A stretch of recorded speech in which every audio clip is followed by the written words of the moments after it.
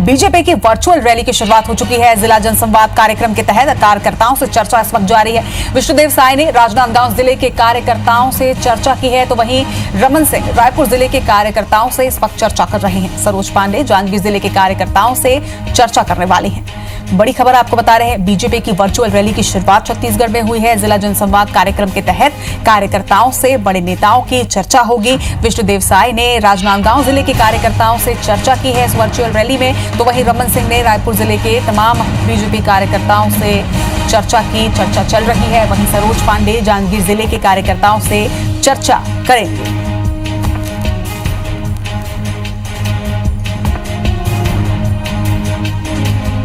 तो बीजेपी ने इस वर्चुअल रैली की शुरुआत की है और इस वर्चुअल रैली में कोरोना काल में वीडियो कॉन्फ्रेंसिंग के माध्यम से डिजिटल वर्चुअल रैली की शुरुआत की गई है। इस वर्चुअल रैली में कार्यकर्ताओं के साथ चर्चा की जाएगी। जिला जनसंवाद कार्यक्रम के तहत कार्यकर्ताओं से चर्चा होगी और इसके साथ ही विष्णुदेव साय ने आज राजनांदगांव जिले के कार्यकर्ताओं से चर्चा की, तो वहीं छत्तीसगढ़ के पूर्व सीएम रमन सिंह ने रायपुर जिले के तमाम कार्यकर्ताओं से चर्चा की। वहीं सरोज पांडे जांजगीर जिले के कार्यकर्ताओं से आज इस वर्चुअल रैली में जनसंवाद कार्यक्रम में चर्चा करेंगे।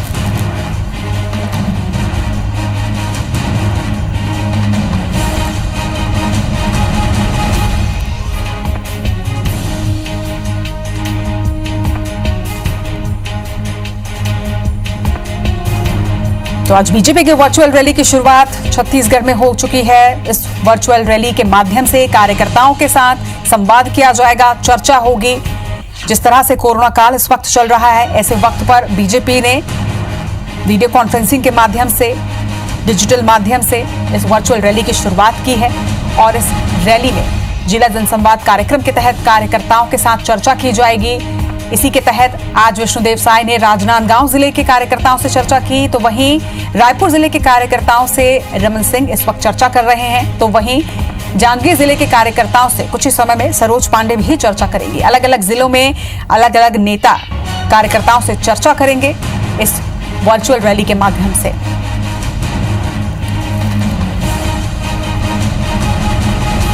ये तस्वीरें भी आप देख रहे हैं। पूर्व सीएम रमन सिंह ने इस वर्चुअल रैली में रायपुर जिले के तमाम कार्यकर्ताओं से चर्चा की और जो चर्चा इस वक्त चल भी रही है। वहीं सरोज पांडे आज जांजगीर जिले के कार्यकर्ताओं से चर्चा करेंगी। वर्चुअल रैली की शुरुआत छत्तीसगढ़ में हो गई है। बीजेपी की वर्चुअल रैली है। कोरोना काल में वर्चुअल रैली के माध्यम से कार्यकर्ताओं से, हर जिले के कार्यकर्ताओं से अलग अलग नेता संपर्क करेंगे, चर्चा करेंगे, संवाद होगा। जनसंवाद कार्यक्रम के तहत कार्यकर्ताओं से तमाम मुद्दों पर चर्चा होगी और बीजेपी की वर्चुअल रैली की शुरुआत आज हो चुकी है।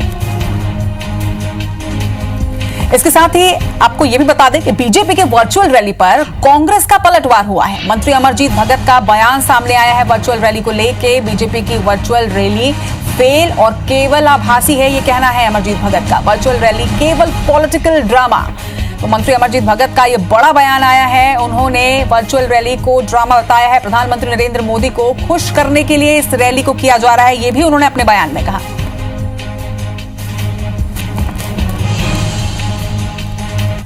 ये वर्चुअल रैली नहीं, बल्कि इसको मैं बोलूँगा फेलवर रैली, क्योंकि ना इसका कोई उद्देश्य है, ना इसका कोई सिद्धांत है, ना प्रिंसिपल है, केवल पॉलिटिकल ड्रामाबाजी है।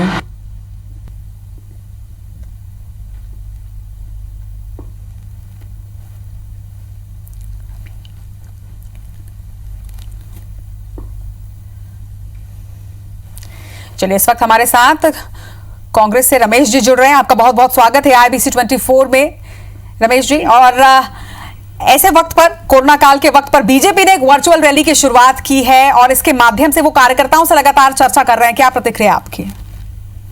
देखिए, आश्चर्य है कि देश महामारी के दौर से गुजर रहा है।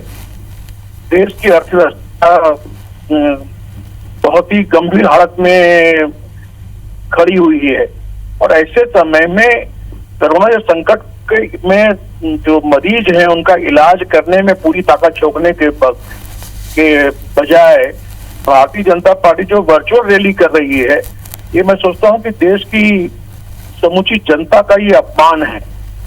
जनता इसके लिए इनको माफ नहीं करेगी। ये समय राजनीति का नहीं है, अभी देश को संकट से बचाने का है।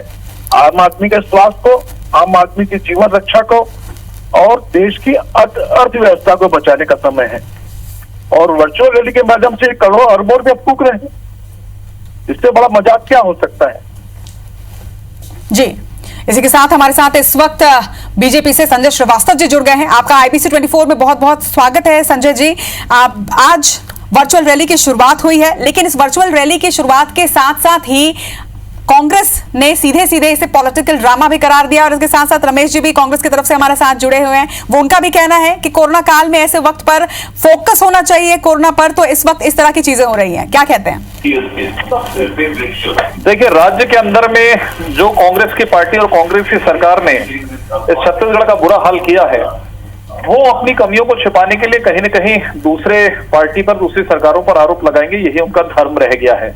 जो लोग क्वारंटाइन सेंटर नहीं चला पा रहे हैं, जिन क्वारंटाइन सेंटर में आज जो तारीख है 14 जून एक आत्महत्या हुई है, इसका सवाल ये सरकार नहीं दे पा रही है। पहले भी हुआ है, सांप काटे जा रहे हैं, अपनी कमियों को छिपाने के लिए इस तरह का आरोप प्रत्यारोप लगा रहे हैं। बीजेपी के पास में एक विजन है, बीजेपी के पास में काम करने का तरीका है, और बीजेपी की कॉपी यदि कोई करता है तो कांग्रेस पार्टी करती है। हम वर्चुअल रैली कर रहे हैं, इनके पेट में दर्द क्यों हो रहा है? हम यदि कोई कार्यक्रम कर रहे हैं, सब मापदंडों को पूरा करके इनके पेट में क्यों दर्द हो रहा है? ये तो कोरोना संक्रमण के समय राजीव भवन, अधिकृत तौर पर बोल रहा हूं, आप निकाल लीजिएगा रिकॉर्ड आपके आईबीसी में भी। 2 दिन पहले मुख्यमंत्री जी, प्रदेश अध्यक्ष जी ने आह्वान किया है कांग्रेस के नेताओं से कि हमको राजीव भवन बनाना है पूरे प्रदेश में, इसके लिए पैसा जमा करिए। और बाकी लोगों को कहते हैं, समाज सेवी संस्थाओं को, शासकीय कर्मचारियों को बोलते हैं कि मुख्यमंत्री सहायता कोष में पैसा जमा करिए। कांग्रेस को बोलते हैं कितना कोरोना के संक्रमण में कितने संवेदनशील है, उससे ही समझ में आता है कि इनको अपने राजीव भवन की चिंता है। और यदि न्याय योजना प्रारंभ होती है, पहली किश्त तो पुण्यतिथि पे होती है और दूसरी किश्त 3 महीने इंतजार करिए, क्योंकि स्वर्गीय राजीव गांधी जी का जन्म 21 तारीख को है। इसलिए कोरोना संक्रमण के समय में कौन राजनीति कर रहा है, कौन कितना संवेदनशील है, बताने की आवश्यकता बिल्कुल भी नहीं है। हमारी वर्चुअल रैली की सफलता, हमारे सिस्टम को देखकर इनके पेट में दर्द हो रहा है। ये कुछ नहीं कर पा रहे हैं, ये आपस में लड़ रहे हैं बैठकर, इसलिए इनको तकलीफ है। रमेश जी, आपने सुनी सारी बातें, संजय श्रीवास्तव जी ने क्या कुछ कहा, क्या कहना चाहेंगे इस बात पर? देखिए, कोरोना संकट में देश में किस तरह से काम हो रहा है, इसका जो जीता जागता उदाहरण दिल्ली है। दिल्ली में केंद्र की सरकार है, दिल्ली में प्रधानमंत्री हैं, गृह मंत्री हैं, स्वास्थ्य मंत्री हैं, मुख्यमंत्री हैं। उसके बावजूद भी देश की राजधानी का ये बुरा हाल है कि आज अमित गृह मंत्री जी को और वहां के मुख्यमंत्री को मीटिंग करके कुछ फैसले लेने पड़े। टेस्टिंग नहीं हो पा रही है। अरे, हिंदुस्तान में अकेला छत्तीसगढ़ राज्य है जहां कोरोना पर हम लोगों ने बहुत ही जहां पर ताकत के साथ नियंत्रण किया है। ये जो अभी केसेस आ भी रहे हैं तो प्रवासी श्रमिकों का के कारण कुछ बढ़े हैं, और प्रवासी श्रमिक भी इसलिए संक्रमित हुए हैं क्योंकि मोदी जी ने बिना सोचे समझे 4 घंटे में लॉकडाउन कर दिया। यदि लॉकडाउन के पहले श्रमिकों को ससम्मान उनके घरों में पहुंचा दिया जाता तो आज पूरे देश में जो कोरोना का संकट व्यापक हुआ है वो नहीं हो पाता। अच्छा रमेश जी, हम शायद मुद्दे से भटक रहे हैं। हम बात कर रहे हैं कि बीजेपी की वर्चुअल रैली जो है वो कितना कमाल कर पाएगी, उसके बारे में हमारी मुख्य चर्चा जो है वो हमारी वर्चुअल रैली पे बात करना है। देखिए, वर्चुअल रैली इन्होंने अभी बिहार में की, 65,000 वहाँ एलईडी टीवी लगाई जी। अरे, देश में पलंग नहीं है, आईसीयू के लिए वेंटिलेटर नहीं है, और 65,000 एलईडी टीवी लगा रहे हैं। इसके लिए पैसा कहाँ से आ रहा है इनके पास में? ये तो देश के साथ मजाक कर रहे हैं। इलाज के लिए लोग तड़प रहे हैं, ये वर्चुअल रैली में लगे हुए। इससे बड़ा मजाक हो सकता है देश के साथ में? संजय जी, सीधा सीधा ये कह रहे हैं रमेश जी कांग्रेस की तरफ से कि ये एक मजाक, और सीधे सीधे उन्होंने प्रश्न उठाया है कि ऐसे वक्त पर जब लोग इलाज के लिए भटक रहे हैं, ऐसे वक्त पर इतनी बड़ी बड़ी स्क्रीन, क्या प्रतिक्रिया देंगे, क्या कहेंगे? देखिए, शायद रमेश जी को इस बात का ज्ञान नहीं है कि ये जो वर्चुअल रैली है, ये जो भी कार्यक्रम है, ये संगठन के कार्यक्रम, ये कोई सरकार का कार्यक्रम नहीं है। नरेंद्र मोदी इस कार्यक्रम को नहीं कर रहे हैं जी। इसलिए उनको पहले ये समझने की आवश्यकता है। और संगठन के काम सतत चलते हैं। ये कांग्रेस पार्टी थोड़ी ना कि 70 साल के बाद उनको याद आ रहा है कि उनको भवन बनाने की आवश्यकता है। एक हमारा सिस्टम है, हम सिस्टम में काम करने वाले लोग हैं, इसलिए हमारी लगातार इस तरह की कार्रवाई चलती है।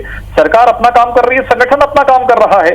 इनके यहाँ तो सरकार आने के बाद संगठन समाप्त हो जाता है, वो स्थिति यहाँ पर बन गई। लेकिन मेरे सवाल का जवाब नहीं दिए। 3 दिन पहले राजीव भवन के लिए पैसा कांग्रेसी देंगे, ये कौन सा है आपका मापदंड है? कोरोना संक्रमण के समय छत्तीसगढ़ के अंदर में जहां की सरकार है, तो मुझे लगता है कि वर्चुअल रैली की हमारी सफलता, हमारा सिस्टम, हमारे कार्यकर्ताओं को हम कैसे किस तरीके से लगे, और केवल इसमें ये नहीं है कि वर्चुअल रैली के माध्यम से हम कोरोना के लिए भी अपने कार्यकर्ताओं को किस तरीके से हम आगाह कर रहे हैं, आगे बढ़ना है, क्या करना है, ये तमाम प्रकार के विषय हैं। इसलिए विषय की अज्ञानता के कारण शायद इस तरह का कांग्रेस आरोप लगा रहे हैं, और मैं दावे के साथ मैं कह सकता हूं ये वर्चुअल रैली हमारी है, इसकी भी कॉपी यदि कोई करेगा तो वो कांग्रेस पार्टी करेगी आने वाले दिनों में। चलिए रमेश जी, आपने जो सवाल उठाया था उसका जवाब संजय जी ने दे दिया। अब संजय जी जो सवाल उठा रहे हैं उसका जवाब आप दे दीजिए। देखिए, संजय जी को पता नहीं है कि राजीव भवन का जो है जिलों में केवल शिलान्यास होना है, उसके लिए अभी कोई पैसा इकट्ठा नहीं कर रहे हैं। हमारा संकल्प भी है कि हर जिले में पार्टी कार्यालय होना चाहिए, लेकिन कोरोना के मामले में, वर्चुअल रैली के मामले में हमारा यही कहना है, इनके पास इतने कहां से पैसे आ गए जो वर्चुअल रैली के 65,000 एलईडी टीवी लग रही है। ये फिजूल खर्चे नहीं आज के समय में, और इस पैसे का आप सदुपयोग करते कर गुजरात में जहां से प्रधानमंत्री और गृह मंत्री आते हैं वहां वेंटिलेटर नहीं है, सबसे ज्यादा डेथ रेट है गुजरात में। तो आज देश की प्राथमिकता क्या है? को मेंटेन करेंगे कि नहीं रमेश जी? चुनाव में बहुत समय है अभी, केवल चुनाव से नहीं होता है। इनको राजस्थान में खेल खेलना है, एमपी की सरकार गिराना है, राजस्थान की सरकार गिराना है। इनको देश के आम आदमी के स्वास्थ्य की चिंता, देश की आर्थिक स्थिति की चिंता बिल्कुल नहीं है। इनको सिर्फ राजनीति करनी है, सत्ता आरोप हम पर लगा रहे हो आप। अच्छा संजय जी, रमेश जी की बातें तो आपने सुन ली, लेकिन इसके साथ साथ मंत्री अमरजीत भगत ने भी एक बयान दिया है। उन्होंने बीजेपी के इस वर्चुअल रैली को पहले ही फेल करार दे दिया है, आभासी कह रहे हैं। इसके साथ साथ उन्होंने ये भी कहा है कि ये एक पॉलिटिकल ड्रामा है। देखिए, कांग्रेस को बीजेपी की हर एक कदम ड्रामा ही लगता है, और शायद इनके जो पूर्व के नेता थे, बड़े नेता थे, वो बीजेपी को कभी गंभीरता से 1980 से नहीं लेते थे। उनको लगता था कि बीजेपी या जो जनसंघ है ये केवल नाटक नौटंकी है, केवल प्रदर्शन है। और आपने देखा कि 25, 30, 40 वर्षों के अंदर में आज बीजेपी पूरे देश के अंदर में सबसे बड़ी पार्टी, दुनिया के अंदर में पार्टी, अधिकांश राज्यों में हमारी सरकारें, केंद्र में हम लगातार सरकार में है। ये इनका जो बड़ापन ये करते हैं और दूसरों को कुछ नहीं समझने की बात है, वही गलती एक बार फिर से ये लोग ये कर रही है, यहाँ के लोग कर रहे हैं। और अपनी कमी कि हम कुछ नहीं कर पा रहे हैं, तो अपनी कमियों को छिपाने के लिए दूसरों को डैमेज करो, दूसरों को करो। एक तरफ कहते हैं कि वर्चुअल रैली क्यों नहीं है, दूसरा कहते हैं कि नहीं फेल हो गई रैली है। तो मुझे लगता है जब हमारी रैली फेल हो रही तो आपको दर्द क्यों हो रहा है, आप इसमें सवाल क्यों उठा रहे हो? और जहां तक पैसे की बात है, इसमें करोड़ों अरबों रुपए बोलने से नहीं लगता। वर्चुअल रैली में कितना पैसा लगता है? आके बैठ जाए मेरे साथ में कोई कांग्रेस के नेता, बता दो एक रैली में कितना पैसा लगता है। बिल्कुल। चलिए, बात तो हमारी वर्चुअल रैली के से ही हमारी चर्चा शुरू हुई थी, लेकिन अच्छा लगा ये जानकर कि आप लोगों को प्रदेश की जनता के बारे में भी पूरा ख्याल है, और कोरोना काल में किस तरीके से जनता जो है वो जूझ रही है, ये आप दोनों ही इस बात से अच्छी तरीके से वाकिफ है। उम्मीद यही करते हैं कि राज्य सरकार और केंद्र सरकार मिलकर इस कोरोना काल से जनता को बाहर निकाल पाए, देश को बाहर निकाल पाए। हमारे साथ जुड़ने के लिए आप दोनों का ही बहुत बहुत शुक्रिया।